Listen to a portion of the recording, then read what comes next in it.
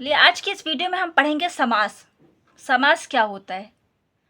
तो आप अगर कोई भी एग्ज़ाम की तैयारी कर रहे हैं, किसी भी एग्ज़ाम की तैयारी कर रहे हैं, टेट, सुपर टेट या बीएड का प्रवेश परीक्षा भी आने वाला है, तो किसी भी अगर एग्ज़ाम की तैयारी करो उसमें समास एक महत्वपूर्ण टॉपिक है। तो अगर आज की इस वीडियो को आप अच्छे से देख लेते हैं, समझ लेते हैं, फिर उसके बाद समाज से रिलेटेड कोई भी क्वेश्चन आ जाए तो आप उसको बहुत आसानी से हल कर लेंगे। ठीक है, तो जैसे क्या लिखा है, समास का शाब्दिक अर्थ। तो इस तरह के भी क्वेश्चन आ सकते हैं कि समास का शाब्दिक अर्थ क्या है। तो समास का शाब्दिक अर्थ क्या है? संक्षेप में लिखना, संक्षेप में लिखना या संक्षेपीकरण करना समास का शाब्दिक अर्थ है। परिभाषा क्या है इसकी? परिभाषा देखिए, इसकी परिभाषा है दो या दो से अधिक शब्दों के मेल से बना सार्थिक शब्द समासिक शब्द या समस्त पद कहलाता है।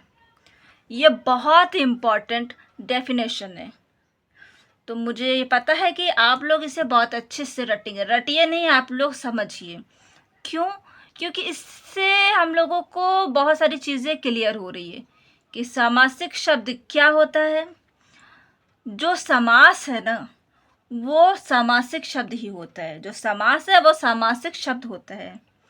जब दो शब्द मिलते हैं ना, जब दो शब्द मिलते हैं, दो शब्द कोश भी मिलाओ, जैसे जैसे एक चम्मच हो गया, एक कटोरी हो गया, तो क्या चम्मच और कटोरी को हम मिला सकते हैं? तो कैसे मिलाएंगे? चम्मच कटोरी, चम्मच कटोरी, एक शब्द हुआ? नहीं हुआ। तो जैसे राम कटोरी, राम कटोरी एक शब्द है, इसको हम एक साथ बोल सकते हैं।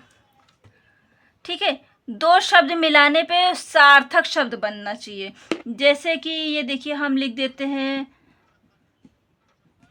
चम्मच और कटोरी, तो इससे कोई शब्द बन सकता है? चमटोरी। तो ये समझ में नहीं आ रहा है क्या शब्द लिखा है। तो शब्द वो होना चाहिए जिसका अर्थ सार्थक हो, जिससे पता लगे कि ये जो है इसका मतलब ये होता है। ऐसा नहीं कि कुछ भी आप जोड़ दो। जैसे राम कटोरी, राम कटोरी आप जोड़ सकते हो, राम कटोरी मतलब राम की कटोरी। किसी भी शब्द को, टीवी चाय, इसको जोड़ सकते हो। पंखा चाय, इसको जोड़ सकते हो? नहीं जोड़ सकते हो। ये दो अलग अलग शब्द है, इसका सार्थक अर्थ नहीं निकलेगा, तो सब शब्द हम नहीं जोड़ सकते हैं। तो जो बनेगा वो, अगर वो सार्थक शब्द है तो हम उसे समासिक शब्द कह सकते हैं। ठीक है, समासिक शब्द मतलब सार्थक शब्द, सीधा सा मतलब। समासिक शब्द को ही हम समस्त पद कहते हैं। तो बहुत इम्पॉर्टेंट बातें मैंने आपसे कर ली है। अब मुझे उम्मीद है कि आप लोगों को समासिक शब्द और समस्त पद की भी पहचान हो गई होगी।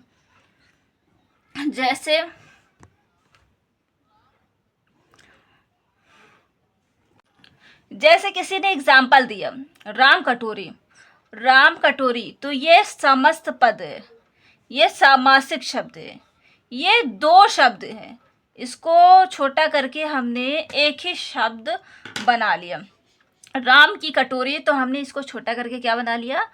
राम कटोरी। अब देखिए, एक आपने सुना होगा समास विग्रह।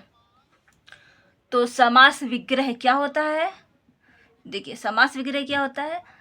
सामासिक शब्द में जुड़े शब्दों के बीच संबंध बताना। सामासिक शब्द में जुड़े शब्दों के बीच संबंध बताना समास विग्रह कहलाता है। जैसे राम कटोरी, ये एक सामासिक शब्द है, लेकिन इन शब्दों के बीच संबंध बताना समास विग्रह कहलाता है। जैसे राम कटोरी, इनके बीच क्या संबंध है? राम की कटोरी, ठीक है, ये संबंध हो गया। तो ये सामासिक शब्द है, इसको हमने बड़ा कर दिया, संबंध बता दिया, तो ये हो गया समास विग्रह। आप लोग बहुत अच्छे से समझिएगा। सामासिक शब्द में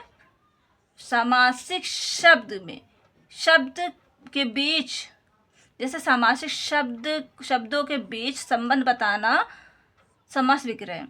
तो सीधा सा है, आप समास विग्रह की डेफिनेशन अगर आप याद करना चाहें तो आप ये लिख सकते हैं, सामासिक शब्दों में जुड़े शब्दों के बीच संबंध बताना।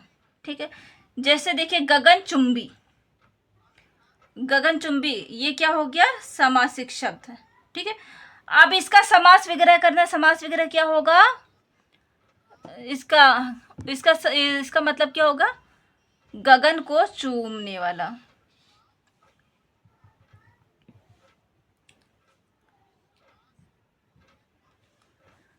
अब देखते हैं आगे, सामासिक शब्द के दो पद होते हैं। ध्यान से समझिएगा, आप लोग इस वीडियो को बहुत अच्छे से, बहुत ध्यान से देखिएगा, बहुत ही इम्पॉर्टेंट टॉपिक है। अगर आप लोग अच्छे से इस टॉपिक को समझ लेते हैं तो आप लोगों को बहुत ही आसानी होगी समास को समझने में। तो ये सामासिक शब्द देखते हैं, सामासिक शब्द के दो पद होते हैं। ठीक है, सामासिक शब्द के दो पद होते हैं, एक होता है पूर्व पद, एक होता है उत्तर पद।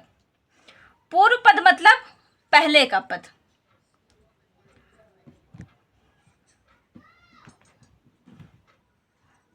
ठीक, और उत्तर पद मतलब बाद का पद। हर सामासिक शब्द का पहला पूर्व पद और दूसरा पद उत्तर पद कहलाता है। जैसे कि पहला पद होता है वो पूर्व पद, जैसे लिखा है, देखिए आप लोग ध्यान से देखिए, लिखा है राम कटोरी, तो इसमें जो ये पहला पद है ये क्या हो गया, पूर्व पद। ठीक है, और ये जो दूसरा पद है ये लिखा है कटोरी, तो ये हो गया उत्तर पद। तो सामासिक शब्द के दो पद होते हैं, हर सामासिक शब्द का पहला पद जो होता है वो पूर्व पद होता है और दूसरा पद उत्तर पद कहलाता है। जैसे कि अगर हम ऊपर की डेफिनेशन देखते हैं, ये लिखाया था हमने गगनचुंबी, तो गगन हो गया पूर्व पद और चुंबी हो गया उत्तर पद। तो आप लोगों को बहुत अच्छे से समझ में आ गया होगा। प्रधानता के आधार पर समास के प्रकार, समास के कितने प्रकार होते हैं प्रधानता के आधार पर, वैसे तो 6 होते हैं लेकिन इसमें 4 हैं। ठीक है, होते तो 6 हैं, आप 6 ही लिखेंगे, लेकिन ये देखिए किस तरह से, अविभाव समास, तत्पुरुष समाज, द्वंद्व समाज, बहुब्रीहि समाज।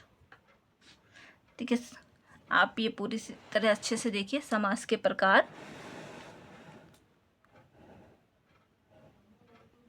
ठीक है, समास के प्रकार किसके, प्रधानता के आधार पर। प्रधानता के आधार पर समास के 6 प्रकार होते हैं। तो अगर आप लोग को ये कंफ्यूजन हो रही होगी कर्मधारय समास और द्विगु समास कहाँ है, तो तत्पुरुष समास के ही 2 भाग होते हैं, कर्मधारय समास और द्विगु समास। तो पहला हो गया अविभाव समास, ठीक है, अविभाव समास। दूसरा तत्पुरुष समास, द्वंद्व समास, बहुब्रीहि समास। और तत्पुरुष समास के ही 2 भाग हैं, कर्मधारय समास और द्विगु समास। अविभाव समास में पूर्व पद प्रधान होता है, तत्पुरुष समास में उत्तर बाद का पद प्रधान होता है, द्वंद्व समास में पूर्व उत्तर दोनों पद प्रधान होते हैं, और उसी तरह बहुब्रीहि समास में उत्तर पूर्व उत्तर दोनों पद अप्रधान होते हैं। और तत्पुरुष समास के ही 2 भाग हैं, तत्पुरुष समास में उत्तर पद प्रधान होता है, तो इसी तरह से कर्मधारय में भी उत्तर पद प्रधान उत्तर पद प्रधान दोनों पद प्रधान होते हैं। ठीक है, आप लोगों को ये अच्छे से समझ में आ गया होगा। तो अब आगे देखते हैं। तो इससे पहले की वीडियो में हमने आपको पढ़ाया है क्या, सर्वनाम, सर्वनाम के कितने भेद होते हैं, सर्वनाम के 6 भेद होते हैं। अब सर्वनाम के बाद हमारा अगला टॉपिक है समास। तो अच्छे से इस वीडियो को देखिएगा, क्या होता है अविभाव समास। तो आप लोग अगर अच्छे से इसको देखिए, तो अविभाव समास का डेफिनेशन देखिए, अविभाव समास, ठीक, अविभाव समास, इसको उपसर्ग वाला समास भी कहते हैं। वह समास जिसका पहला पद प्रधान उपसर्ग या अविभाव हो, उसे अविभाव समास कहते हैं। अविभाव समास किसे कहते हैं? अविभाव समास को उपसर्ग वाला समास भी कहते हैं। वह समास जिसका पहला पद जिसका पहला पद प्रधान या उपसर्ग हो, उसे अविभाव समास कहते हैं। तो क्या होता है अविभाव समास? उपसर्ग का क्या मतलब होता है? उपसर्ग का मतलब होता है जो शब्द के पहले लगे उसे कहते हैं उपसर्ग। प्रत्यय का मतलब होता है जो शब्द के बाद लगे। तो जिसका पहला पद उपसर्ग हो या अविभाव हो, उसी को हम अविभाव समास कहते हैं। नहीं समझ में आया? कोई बात नहीं, हम ट्रिक देखते हैं। ठीक है, तो देखिए, चलिए ट्रिक से देखते हैं। जिस शब्द के पहले बे लगा हो, यथा लगा हो, प्रति लगा हो, भर लगा हो या आ लगा हो, उस शब्द आए या दोनों शब्द समान, उस शब्द को कहते हैं अविभाव समास। जिस शब्द के पहले बे, यथा, प्रति, भर या आ शब्द आ जाए, उसे हम क्या कहते हैं? अविभाव समास। तो अगर हम यहाँ पर लिखेंगे आजन्म, ये कौन सा समास है? जैसे आपने यहाँ पे लिखा है आजन्म, तो आजन्म कौन सा समास है? तो ये शब्द है, शब्द से पहले क्या लगा है? तो शब्द से पहले देखिए आ लगा है, और इसमें क्या लिखा है? बे, यथा, प्रति, भर या आ जाए, तो इसमें आजन्म में आ गया ना, तो ये सीधा हो जाएगा। ये कौन सा समास है? अविभाव समास। इसमें जन्म से पहले आ लगा है, ये अविभाव समास है। ठीक है, जैसे हमने लिख दिया आमरण, आमरण में भी देखिए आ लगा है, तो ये कौन सा समास है? तो मरण के पहले आ लगा है, तो ये इसका मतलब क्या हो गया? ये अविभाव समास है। अगर हम एक शब्द लिख देते हैं, जैसे हम यहाँ पे लिख दिए हैं, देखिए यथा संभव हमने लिख दिया। तो अब हम क्वेश्चन करेंगे, ये यथा संभव जो लिखा है, ये कौन सा समास है? आप बोलोगे ये जो संभव शब्द है, इससे पहले यथा लगा है, क्योंकि यहाँ पे यथा है, संभव से पहले यथा लगा है, तो ये क्या हो गया? अविभाव समास। तो किसी भी शब्द के पहले अगर यथा लगा हो, आ लगा हो, भर लगा हो, प्रति लगा हो, बे लगा हो, तो वो सीधा हो जाएगा अविभाव समास। तो जैसे लिखा है बेअसर, असर शब्द से पहले क्या लगा है? बे लगा है। तो अगर हम आपसे पूछेंगे ये कौन सा समास है, तो आप बोलोगे ये अविभाव समास है। कैसे? आप बोलोगे असर से पहले बे लगा है, तो ये हो गया अविभाव समास। तो बहुत अच्छा लगने वाला, ध्यान से सुनिए। शब्द के पहले बे लगा, यथा लगा, प्रति लगा, भर लगा, आ लगा, ये शब्द आपका हो जाएगा अविभाव समास। ठीक है, एक और एग्जांपल आपको देते हैं। आप लिख देंगे जैसे प्रत्येक मतलब सभी। ये जो प्रत्येक शब्द है, ये कौन सा शब्द है? आप दिमाग लगाओगे, ये पर कहाँ से आ गया? जब आप प्रत्येक को तोड़ोगे तो प्रति प्लस एक, यहाँ पर भी आ गया क्या? प्रति, तो प्रति आ गया, तो यहाँ पर प्रति है। तो किसी भी शब्द के पहले प्रति आ जाए या प्रत्येक जैसा ऐसा कोई शब्द होता है, तो वो हो जाएगा अविभाव समास। जैसे हम बोलेंगे प्रतिदिन, ठीक है, हम बोलेंगे क्या? प्रतिदिन, आपको बोलेंगे प्रतिदिन। अब आप बोलोगे ये कौन सा समास है? तो आप सीधा सा है, दिन से पहले क्या लगा है? प्रति लगा है। तो कोई भी शब्द से पहले अगर प्रति लगता है, तो वो हमारा हो जाएगा अविभाव समास। अविभाव समास समझ गए? बहुत अच्छे से समझ गए। कहीं पर भी अगर आ जाता है यथा, संभव, बेअसर, प्रत्येक, प्रतिदिन, सीधा सा ये याद रखिए, बे, यथा, प्रति, भर या आ आता है तो अविभाव समास। अब चलिए एक परिभाषा हम और देखते हैं कि दोनों शब्द समान, अगर दोनों शब्द समान है तो अविभाव समास है। जैसे हम लिखेंगे रातों रात। तो क्या ये रातों रात शब्द सेम है? तो बोलोगे हाँ, दोनों शब्द सेम है, रातों रात। तो ये अविभाव समास है। जैसे फिर लिख देंगे क्या, लातों लात। तो इसका मतलब क्या है, ये भी लात है, ये भी लात है। अविभाव समास, दोनों शब्द समान है। हाथों हाथ, हाथों, ये हाथ है, ये भी हाथ है, ये दोनों शब्द समान है, तो ये हो जाएगा अविभाव समास। ठीक है।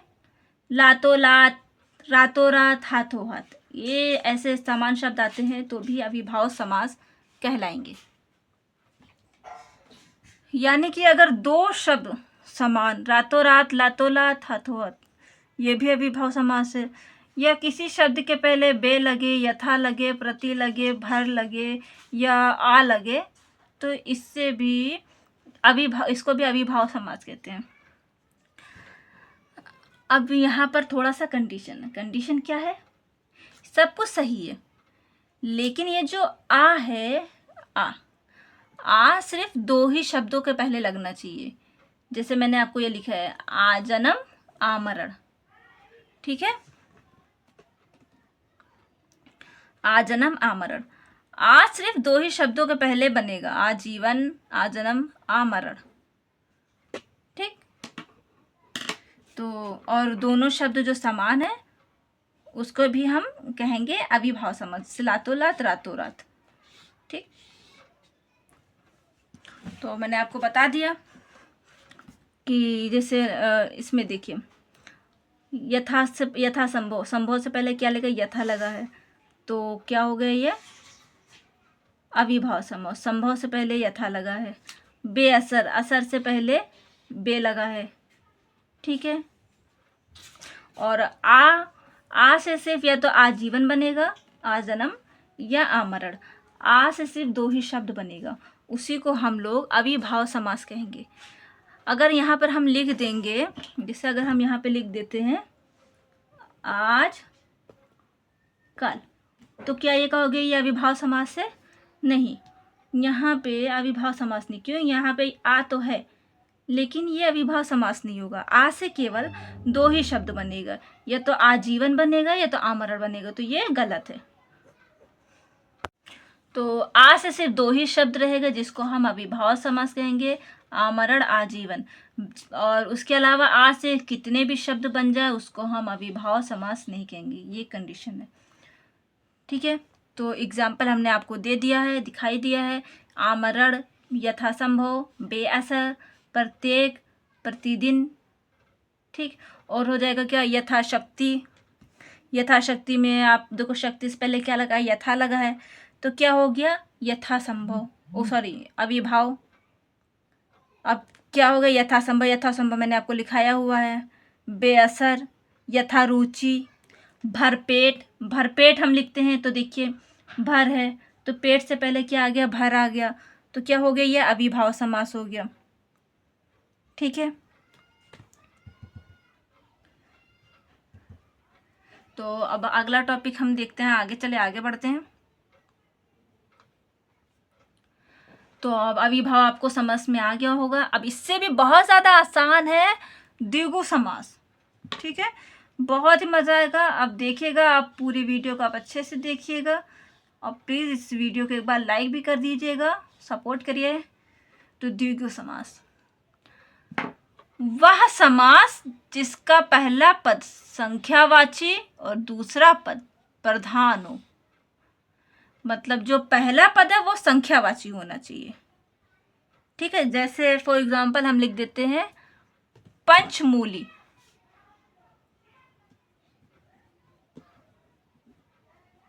पंचमूली, तो पहला पद संख्यावाची होना चाहिए, मतलब पहले पद में संख्या होनी चाहिए। ठीक है, तो पहला पद संख्यावाची, दूसरा पद प्रधान, उसे द्विगु समास कहते हैं। तो द्विगु मतलब क्या है, दो मतलब क्या है, दो एक संख्या है। तो जहां भी द्विगु समास आ जाए तो हम लोगों को क्या, हम लोगों को संख्या को ढूंढना है, अंक को ढूंढना है। तो इसका जो ट्रिक है, ट्रिक देखिए, द्विगु समास में संख्या की प्रधानता होती है। हम लोग संख्या को प्रधान मानते हैं, मतलब कोई भी शब्द हो उसमें एक संख्या होनी चाहिए, तो सीधा हम लोग उसको लगा देंगे द्विगु समास। जैसे द्विगु, द्विगु मतलब क्या होता है? दो। दो क्या है? दो क्या एक संख्या है, ठीक है। जैसे एग्जाम्पल देख लीजिए, जैसे हम यहाँ पे लिख दिए हैं पंचमूली। पंचमूली का क्या मतलब होता है? 5 मूलों का समूह। यहाँ पे आपका 5 आ गया, ठीक है। पंचमूली में क्या आ गया? 5 आ गया, तो ये क्या हो गया? द्विगु समास से क्या हुआ? द्विगु समास, द्विगु समास।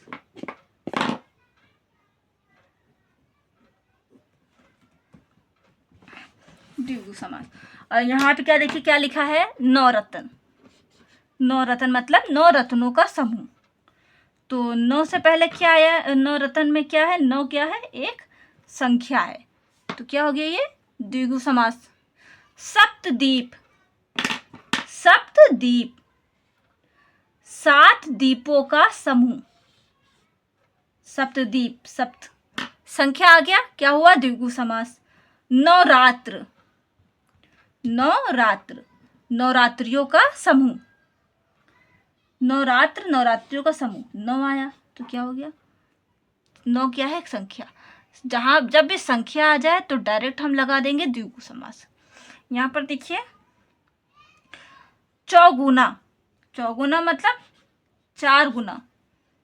4 आ गया, यहाँ पर 4 की एक संख्या है, तो इसका मतलब क्या हो गया? ये द्विगु समास। देखिए चौराहा, 4 राहों का समूह। 4 आ गया है, संख्या, संख्या है, तो सीधा क्या लगा देंगे?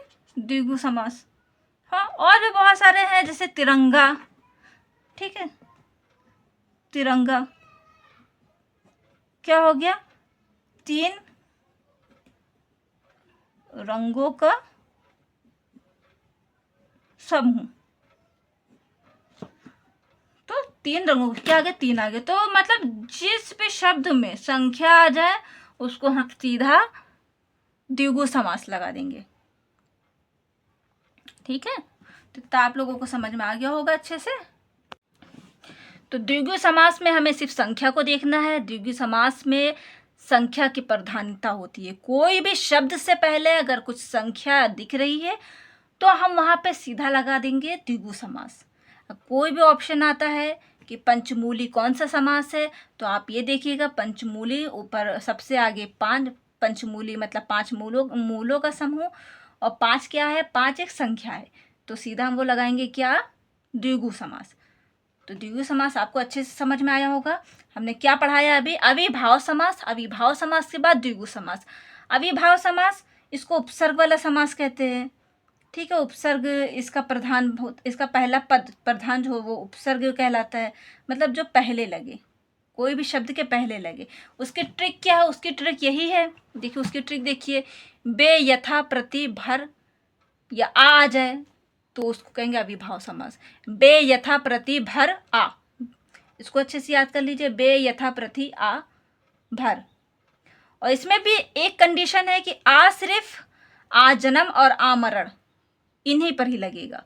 उसके बाद कोई भी हम शब्द अगर आ से बनाते हैं तो वो अविभाव समास नहीं होगा, ठीक है। या फिर दोनों शब्द समान, उसका अविभाव समास कहते हैं, लातो लात, रातो रात, इस तरह। तो उसके बाद क्या आता है? द्विगु समास। द्विगु समास हमारा क्या आता है? द्विगु मतलब 2 होता है, 2 एक संख्या होती है, तो जो भी शब्द संख्यावाची हो उसको हम द्विगु समास कहेंगे। तो बहुत अच्छे से, मेरे हिसाब से तो आप लोगों को बहुत अच्छे से समझ में आ गया होगा। तो अब इसी के साथ हम आगे बढ़ते हैं।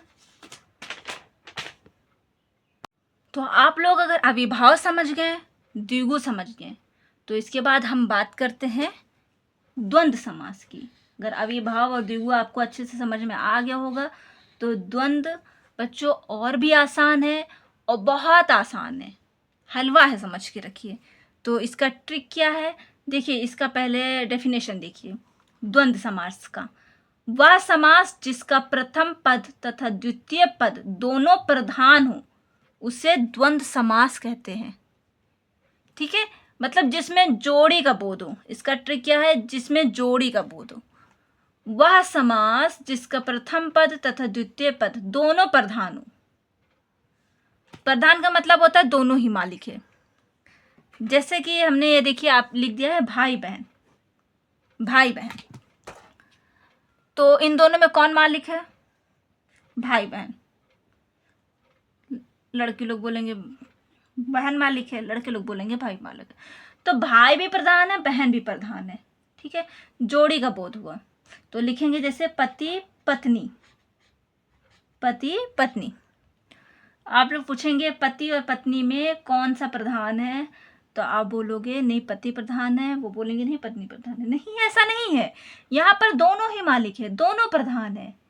तो द्वंद्व समास जिसमें पहला और द्वितीय दोनों पद प्रधान हो और साथ में जोड़ी का बोध हो, ठीक है, या उसका विलोम शब्द हो। जैसे पति का विलोम पत्नी, बहन का विलोम भाई, पिता का विलोम माता। ठीक है, विलोम शब्द हो, जोड़ी का बोध हो और प्रथम और द्वितीय दोनों पद प्रधान हो। जैसे माता पिता, अपना पराया, अपना का उल्टा पराया, आग का उल्टा पानी, आगे का उल्टा पीछे, अपना का उल्टा पराया, रात का उल्टा दिन। ठीक, तो इसमें क्या दिख रहा है? देखिए, एक तो पहले जोड़ा हमें दिख रहा है, भाई बहन का जोड़ा, पति पत्नी का जोड़ा, माता पिता का जोड़ा, अपना पराया, आग पानी, आगे पीछे, अपना पराया, रात दिन। एक क्या दिख रहा है? जोड़ा दिख रहा है। और दूसरी चीज ये होनी चाहिए, विलोम होना चाहिए। आप लोगों ने विलोम शब्द पढ़ा होगा ना, तो बहन का विलोम भाई, विलोम का मतलब उल्टा, पत्नी का उल्टा पति, पिता का माता, अपना का पराया। और दूसरी चीज, दोनों प्रधान होने चाहिए, दोनों मालिक होने चाहिए। तो द्वंद्व समास मतलब जोड़ी का बोध हो रहा हो, प्रथम पद द्वितीय पद दोनों पद प्रधान हो और विलोम शब्द।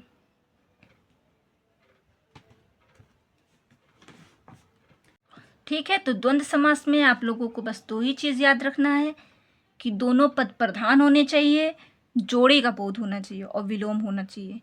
ठीक है, जैसे एक जगह आप लोग कंफ्यूज हो सकते हैं अविभाव समास में। जैसे क्या लिखा था वहां पे, रातों रात, रातों रात। ठीक है, तो आप लोग ये देख के कंफ्यूज मत होइएगा कि वहां पे रातों रात अविभाव समास, यहाँ पर भी जोड़ी का बोध हो रहा है, तो यहाँ पर ये द्वंद्व समास कैसे? देखिए, रातों रात दोनों शब्द सेम है, समान है। रातों रात जोड़ी है लेकिन सेम है। यहाँ पे क्या है? विलोम होना चाहिए। भाई का बहन, पति पति नहीं, माता माता नहीं, माता का पिता, उल्टा भी है ना। तो ये रातों रात एक जैसे शब्द है, तो वो अविभाव समास, और जोड़ी का बोध हो रहा है, प्लस विलोम शब्द है, प्लस प्रधान है दोनों पद, तो वो द्वंद्व समास। जिसमें देखिए सीधा सा, जिसमें विलोम शब्द हो, माता का विलोम पिता, या जोड़ी का बोध हो भाई बहन, बहन का भी विलोम भाई ही होगा, तो वो क्या होगा? द्वंद्व समास। चलिए आगे बात करते हैं चौथे की, तत्पुरुष समास। चौथा क्या है? तत्पुरुष समास। अब इसको थोड़ा अच्छे से समझते हैं। वह समास जिसमें दूसरा पद प्रधान हो तो उसे तत्पुरुष समास कहते हैं। ठीक है, वह समास जिसका दूसरा पद प्रधान हो उसको तत्पुरुष समास कहते हैं। जैसे जैसे अभी हम लिख देंगे लाठी चोर, लाठी चोर, तो इसमें प्रधान क्या होगा? चोर। किसकी लाठी है? चोर की। तो इसका लाठी का मालिक कौन है? चोर। तो दूसरा पद क्या हुआ? प्रधान। दूसरा शब्द जैसे लिख दिए लाठी अंधा, तो इसका मालिक कौन है? मालिक कौन है? अंधा। तो दूसरा जो शब्द है वो है प्रधान। तो इसमें क्या बोला गया है? वह समास जिसमें दूसरा पद प्रधान हो उसे तत्पुरुष समास कहते हैं। लाठी क्या? लाठी निर्जीव है, तो लाठी का मालिक अंधा हुआ। ठीक है, अब तो समास, तत्पुरुष समास क्या है? जिसका दूसरा पद प्रधान हो। इसमें दूसरा पद प्रधान होता है, जैसे हम लिखेंगे क्या? लाठी चोर। तो बताइए इसमें मालिक, इसमें कौन मालिक हो सकता है? क्या लाठी मालिक होगा? नहीं। तो यहाँ पे मालिक होगा चोर, क्योंकि लाठी निर्जीव है, तो दूसरा पद प्रधान है, दूसरा पद बड़ा है, तो लाठी चोर, चोर की लाठी। तो इतना आप लोगों को बहुत अच्छे से समझ में आ गया होगा। दूसरा पद प्रधान है, तो ट्रिक से समझते हैं।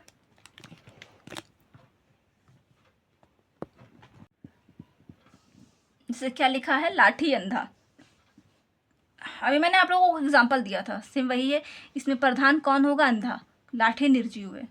ठीक है, वह समास जिसमें दूसरा पद प्रधान हो उसे तत्पुरुष समास कहते हैं। ठीक, तो इसको हम कैसे पहचानेंगे, विभक्ति चिन्ह से। तो विभक्ति चिन्ह देखते हैं, विभक्ति चिन्ह। तो ये विभक्ति चिन्ह क्या होता है, ये विभक्ति चिन्ह क्या होता है, आप लोगों ने कारक पढ़ा है। तो कारक 8 प्रकार का होता है, तो ये हम आपको अगली वीडियो में पढ़ाएंगे। फिलहाल आप इतना जान लीजिए। जैसे कारक विभक्ति चिन्ह, विभक्ति चिन्ह क्या क्या है, ने, को, से, के लिए, से, का, के, की, में, पर, है, अर। तो विभक्ति चिन्ह है। तो विभक्ति चिन्ह मतलब क्या होता है, विभक्ति चिन्ह मतलब क्या होता है, ये विभक्ति चिन्ह आप लोग अच्छे से देख लीजिए। तत्पुरुष समास में विभक्ति चिन्ह का बहुत अहम रोल होता है। तो पहला पद तत्पुरुष समास में दूसरा पद प्रधान होना चाहिए। ठीक है, तो इसका जो ट्रिक है, ट्रिक ये है कि ये ने, को, से, के लिए, से, का, के, की, में, पर, है, अरे। तो इसको अच्छे से याद रखिए। अब देखते हैं ये क्या है, ये विभक्ति चिन्ह मतलब कारक, कारक 8 प्रकार का होता है। तो जैसे अभी हम लिखेंगे विभक्ति चिन्ह है, जैसे हम लिखेंगे राम ने रावण को मारा। राम ने रावण को मारा, तो हमने अभी विभक्ति चिन्ह बताया, तो इसमें विभक्ति चिन्ह क्या है, इसमें विभक्ति चिन्ह है ने, को, ये नो को है। तो जैसे अभी हम लिख देंगे जेब कतरा।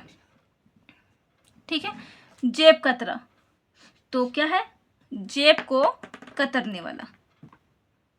तो यहाँ पे क्या आ गया, को आ गया, जेब को कतरने वाला, तो यहाँ को आ गया, तो क्या हो गया ये, तो ये हो गया तत्पुरुष समास।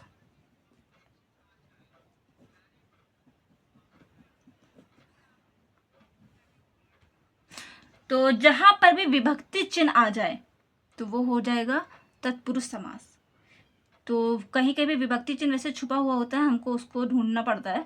तो कहीं पर भी विभक्ति चिन्ह आता है तो उसको हम तत्पुरुष समास कहेंगे। जैसे कि लाठी चोर, लाठी को चुराने वाला, को आ गया तो तत्पुरुष समास हो गया। ठीक है, जैसे इस तरह से भी क्वेश्चन आ सकता है कि पाठशाला कौन सा समास है। आप इसको थोड़ा सा तो दिमाग लगाओगे कि पाठशाला मतलब पाठ का शाला, या पाठ के लिए शाला, या के लिए शब्द आ गया तो क्या हो गया, ये तत्पुरुष समास आ गया। रसोई घर, ये मतलब रसोई के लिए घर। ठीक है, मतलब ये तत्पुरुष समास हो गया। मतलब जब हम शब्द को तोड़ेंगे तो इससे एक विभक्ति चिन्ह निकलेगा, और यही विभक्ति चिन्ह आपका तत्पुरुष समास कहलाएगा। तत्पुरुष समास विभक्ति चिन्ह क्या होता है, तो इसको विभक्ति चिन्ह के, जैसे हम जब हम लोग कारक पढ़ेंगे तो आप लोगों को विभक्ति चिन्ह बहुत अच्छे से समझाएंगे। फिलहाल आप लोग याद रखिएगा कि तत्पुरुष समास जहाँ पर भी विभक्ति चिन्ह आ जाए और दूसरा पद प्रधान हो उसे हम कहेंगे तत्पुरुष समास। मतलब तत्पुरुष समास में दूसरा पद प्रधान होना चाहिए। रसोई घर, रसोई क्या है, घर के लिए रसोई है।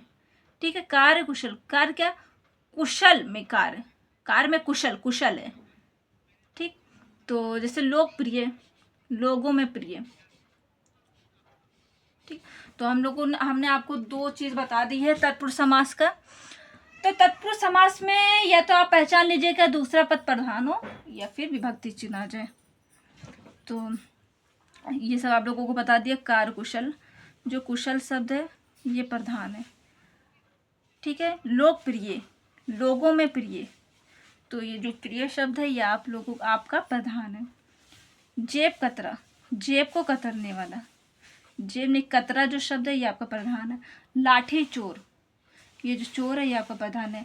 तो या तो आप इसमें प्रधान शब्द ढूंढ लोगे। जैसे आपका एग्जाम में क्वेश्चन आ गया लाठी चोर कौन सा समास है, तो लाठी चोर है। तो आप लोगों को अगर समझ में आ गया कि लाठी चोर चोर प्रधान है तो आप सीधा लगाएंगे समास, तत्पुरुष समास। नहीं समझ में आएगा तो आप इसको तोड़ेंगे, इसको तोड़ने कोई बोलेंगे समास वगैरह। जैसे लाठी को चुराने वाला, तो ये शब्द जहाँ पर भी आ जाएगा। जैसे या फिर इसके अलावा जहाँ पर भी ये शब्द आ जाए, का आ जाए, के आ जाए, के लिए आ जाए, में आ जाए, पर आ जाए, ये सारी चीज़ें आ जाए विभक्ति चिन्ह, तो हम सीधा लगा देंगे तत्पुरुष समास। तो अब हम अगला देखते हैं कर्मधारय समास। क्या है? पांचवा क्या है? कर्मधारय समास।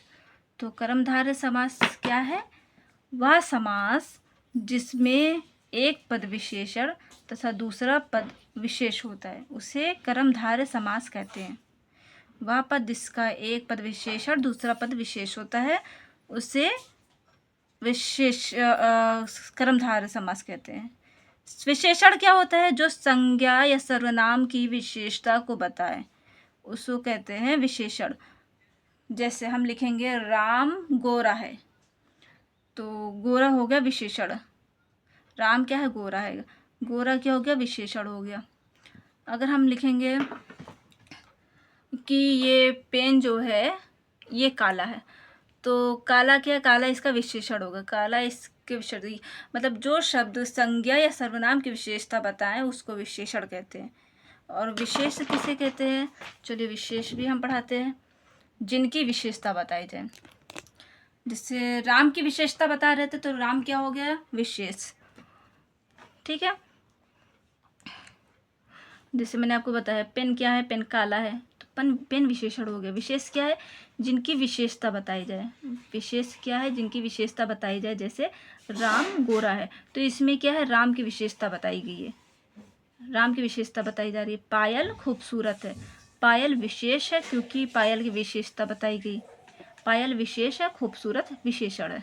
इनका विशेषण किया गया खूबसूरत। मतलब जिनकी विशेषता बताई जाए वो विशेष, और जो तारीफ के लिए जो तारीफ किया गया हो वो विशेषण। ठीक है। जैसे मैंने आपको बताया पायल खूबसूरत है, पायल एक विशेष है और खूबसूरत विशेषण है। राम गोरा है, राम विशेष है, ये विशेषण है। तो आप लोग इसको और अच्छे से समझिए। राम गोरा है, तो राम क्या होगा? विशेष, गोरा हो गया विशेषण। पायल खूबसूरत है, पायल विशेष, खूबसूरत विशेषण। तो उदाहरण इसका देख लीजिए। उसके कुछ उदाहरण आप लोग अच्छे से देखिए। काली मिर्च, काली मिर्च, काली है जो मिर्च। नील कमल, नीला है जो कमल। पीतांबर, पीत, पीला है जो अंबर। चंद्रमुख, चांद जैसा मुख। काली मिर्च, काली मिर्च की विशेषता बताई गई है कि मिर्च है लेकिन काली है। यानी कि जिनकी विशेषता बताई गई वे विशेष, और जिनकी जो तारीफ की गई वो हो जाएगा विशेषण।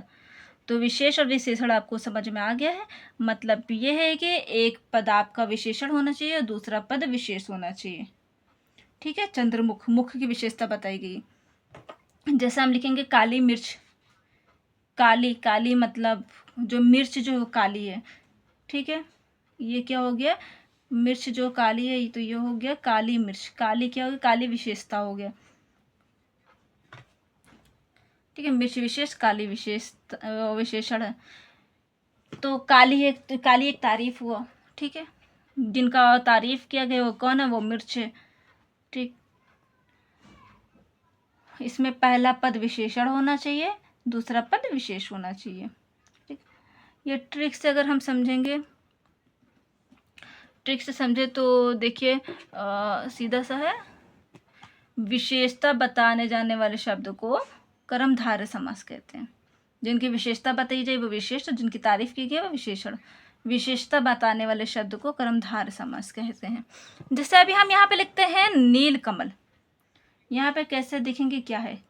नील कमल का मतलब होता है नीला है जो कमल। ठीक है। पीतांबर, पीतांबर मतलब पीला है जो अंबर।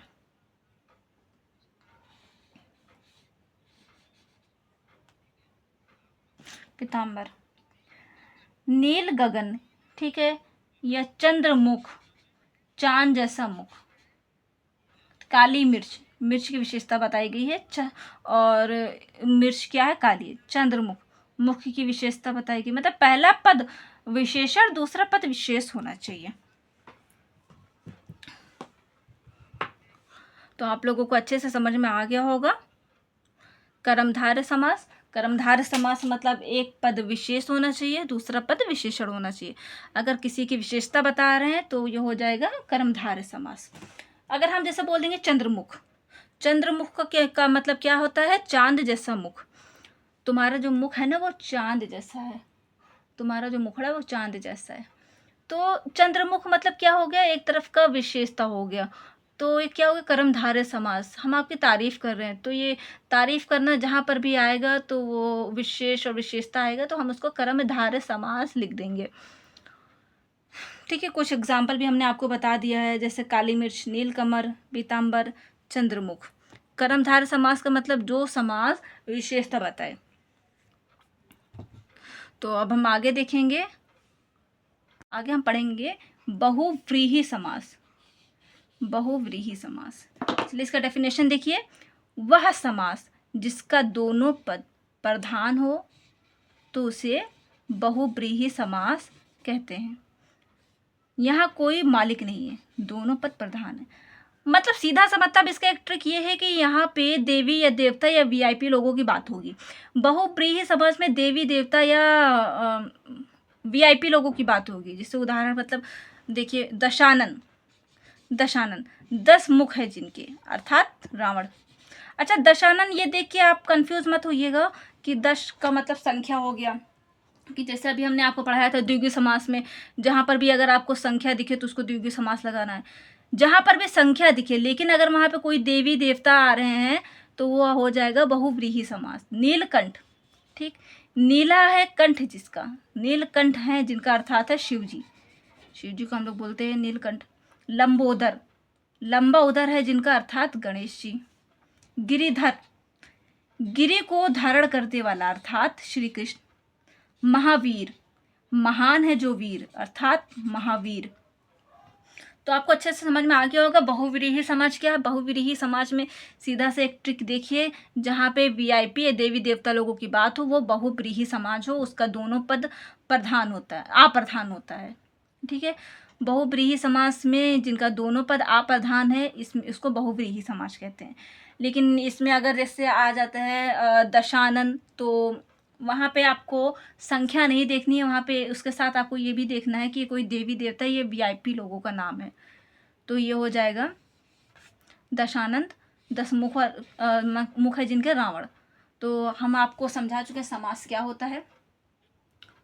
समास आप लोगों को अच्छे से समझा दिया है, उम्मीद है आप लोगों को अच्छे से समास समझ में भी आ गया होगा। तो समास क्या है? समास का शाब्दिक अर्थ है संक्षेप में लिखना। दो या दो से अधिक शब्दों को मेल से जो बना सार्थक शब्द है उसको समासिक शब्द कहते हैं। दो या दो से अधिक शब्द जो होते हैं उनसे मेल से बना जो अर्थ होता है, जैसे राम कटोरी, राम की कटोरी को उसको संक्षेप में लिखना राम कटोरी, तो हो जाएगा समासिक शब्द। ठीक है, इसका विग्रह करेंगे। समासिक शब्द में जुड़े शब्दों के बीच संबंध बताना। जैसे राम कटोरी एक समासिक शब्द है, लेकिन इन शब्दों के बीच संबंध बताना को कहेंगे समास विग्रह। जैसे राम की कटोरी, समासिक शब्द के 2 पद होते हैं, समासिक शब्द के 2 पद होते हैं, पूर्व पद और उत्तर पद। पहले पद को हम पूर्व पद कहते हैं, बाद के पद को हम उत्तर पद कहते हैं। जैसे राम कटोरी, तो राम हो गया पूर्व पद और कटोरी हो गया उत्तर पद। समास क्या है? 2 या 2 से अधिक शब्दों के मेल से बने सार्थक शब्द को समासिक शब्द कहते हैं। समास का शाब्दिक अर्थ क्या होता है? संक्षेप में लिखना। और समास के कितने प्रकार होते हैं? प्रधानता के आधार पर समास के 6 प्रकार होते हैं। अविभाव समास, तत्पुरुष समास, द्वंद्व समास, बहुव्रीहि समास। बहुव्रीहि समास और कर्मधारय समास, द्विगु समास। अविभाव समास क्या होता है? अविभाव समास उपसर्ग वाला जो पहले लगता है। तो सीधा सा अविभाव समास क्या होता है? जिसमें बे यथा पर भर, बे यथा प्रति भर आ जाए तो उसको कहेंगे अविभाव समास। या फिर दोनों शब्द समान हो, रातों रात लातों लात। और इसमें अगर आ आता है तो आ की एक कंडीशन ये है कि आ से 2 ही शब्द बनेंगे, आजीवन, आजन्म या आमरण। उसके अलावा आ से और कोई शब्द अविभाव के नहीं बनेंगे। अविभाव समास क्या है? बे यथा प्रति भर ये शब्द आते हैं तो अविभाव समास। दूसरा क्या है, द्विगु समास। द्विगु समास हमने आपको पढ़ा है, द्विगु समास मतलब द्विगु मतलब दो होता है। दो क्या है, दो एक संख्या है। तो जहाँ पे संख्या शब्द जहाँ भी किसी भी शब्द से पहले अगर आपको संख्या नजर आती है तो वो द्विगु समास होती है, द्विगु समास होता है। द्विगु समास में भी अगर संख्या है तो अगर वहाँ पे आपको साथ में देवी देवता का नाम भी याद आ रहा है वहाँ पे, तो वो हो जाएगा बहुब्रीहि समास। द्विगु समास में आपको संख्या देखनी है, ठीक है, मतलब दो संख्या। जैसे पंचमूली, पांच मूलों का समूह, नौ रत्न, सप्तद्वीप, नौ रात, ये सबसे पहले आपका संख्या है, तो इसमें संख्या की प्रधानता होती है। द्विगु समास आपको समझ में आया। द्वंद्व समास, द्वंद्व समास क्या है, प्रथम पद और द्वितीय पद दोनों पद प्रधान हो, ठीक है, जोड़ी का बोध हो, दोनों पद प्रधान हो और विलोम है। जैसे माता पिता भाई बहन दोनों देखो प्रधान भी हैं, दोनों एक दूसरे को विलोम भी है और जोड़ी भी है। तो जिसमें विलोम शब्द हो उसको हम कहेंगे द्वंद्व समास। तत्पुरुष समास, तत्पुरुष समास में आपको विभक्ति चिन्ह से पहचानना है, ठीक है। इसका दूसरा पद प्रधान होता है, जैसे लाठी चोर, चोर जो है वो लाठी है, तो अगर आप पहचानेंगे दूसरा पद प्रधान हो और दूसरा पद प्रधान नहीं पहचान पा रहे तो उसमें विभक्ति चिन्ह होना चाहिए। जैसे लाठी चोर, आपने ये पहचान लिया कि चोर प्रधान है तो आप इसको सीधा लगा देंगे तत्पुरुष समास, ठीक है। पाठशाला, तो इसमें अगर नहीं समझ में आएगा तो इसको तोड़ेंगे, पाठ के लिए शाला, तो के लिए आ गया ना विभक्ति चिन्ह, तो ये हो गया तत्पुरुष समास। जब हम शब्द को तोड़ेंगे तो इसमें से एक विभक्ति चिन्ह निकलेगा और इसी विभक्ति चिन्ह और यही विभक्ति चिन्ह आपका तत्पुरुष समास कहलाएगा। आगे क्या है, कर्मधारय समास। वह समास जिसमें एक पद विशेषण और दूसरा पद विशेष होता है। मतलब एक है जिसकी तारीफ, जो तारीफ किया गया वो, और दूसरा है जिसकी तारीफ की गई। जैसे राम गोरा है, ठीक है, राम गोरा है, तो गोरा क्या है, गोरा एक तारीफ है और किसकी तारीफ की गई है, राम की। तो राम क्या है विशेष, गोरा क्या है विशेषण। काली मिर्च, ठीक, काली मिर्च, तो मिर्च क्या है ये विशेष है और काली क्या है विशेषण है। और अगला है बहुब्रीहि समास। बहुब्रीहि समास में दोनों पद अप्रधान होते हैं, मतलब जहाँ पे देवी देवता या वीआईपी लोगों का नाम, वीआईपी लोगों की बात हो, तो सीधा हो गया, क्या हो गया, अविभाव समास। अविभाव समास के बाद द्विगु समास, द्वंद्व समास, द्वंद्व के बाद तत्पुरुष समास, तत्पुरुष समास के बाद हमने पढ़ा तत्पुरुष समास के बाद हमने पढ़ा है कर्मधारय समास, फिर बहुब्रीहि समास। ये समास आपको अच्छे से समझ में आ गया होगा। तो चलिए अब इसी के साथ हम क्वेश्चन कर लेते हैं, ठीक है। अब क्वेश्चन आप लोग खुद बताइए। तो क्वेश्चन क्या है, कौन सा आजन्म कौन सा समास है, आजन्म कौन सा समास है। आप लोगों को भी पढ़ा है, बहुत अच्छे से समझ में आ गया होगा। आजन्म कौन सा समास है, जन्म से पहले क्या लगा हुआ है, जन्म से पहले आ लगा है। तो मैंने आपको क्या बताया था, आ, भर, प्रति, यति, प्रति, यथा, ये सारी चीज़ें जहाँ बे, ये सारी चीज़ें जहाँ भी अगर शब्द से पहले आएगा तो वो क्या होगा, अविभाव समास। तो इसका ये कौन सा समास है, ये अविभाव समास है, ठीक है। सीधा सा आंसर हो गया इसका। आगे है चतुर्भुज।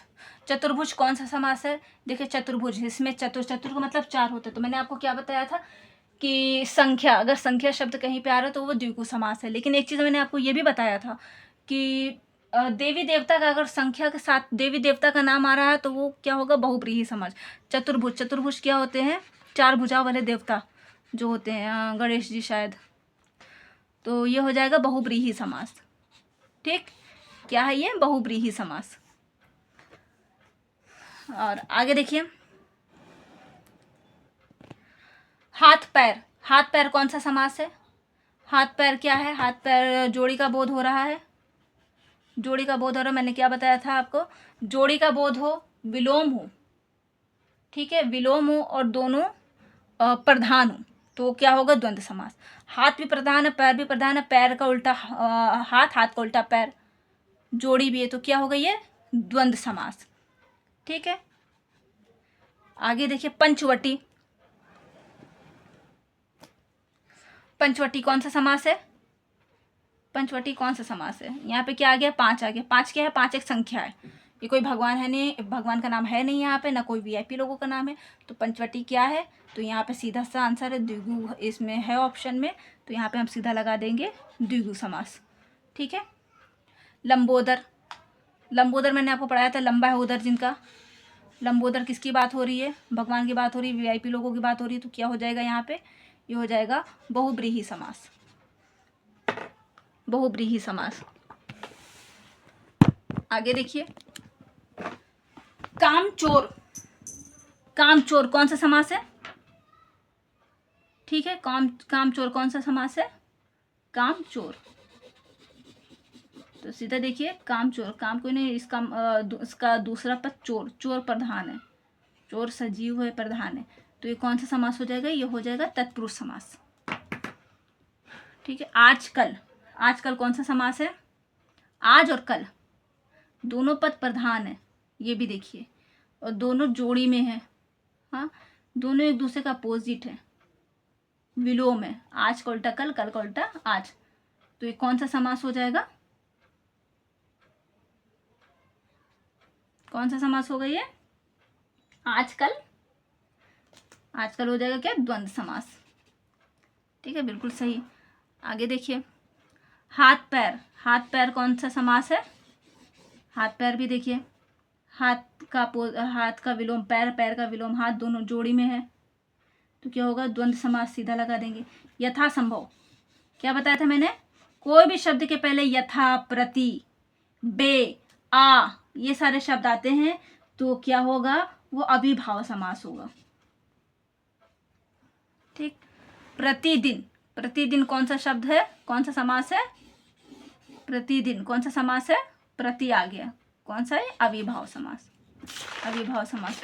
ठीक है, उम्मीद है आप लोगों को बहुत अच्छे से समझ में आ गया होगा। तो आप लोग भी मुझे सपोर्ट करिए, मेरी वीडियो को लाइक करिए, अगर कुछ नहीं समझ में आ रहा है तो प्लीज़ कमेंट भी करिए।